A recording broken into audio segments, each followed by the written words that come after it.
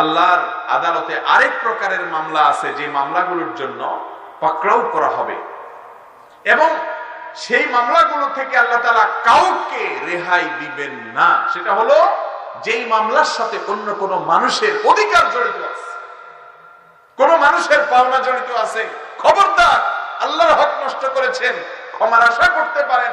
কোন মানুষের হক নষ্ট করেছেন, অধিকার নষ্ট করেছেন, ক্ষমার আশা করতেই পারেন।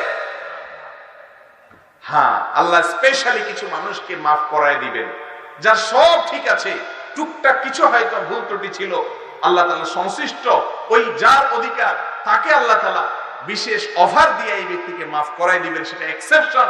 সাধারণ অবস্থাতে মানুষের অধিকার আল্লাহ তাআলা মাফ করবেন। আমাদের অবস্থা কি বলেন?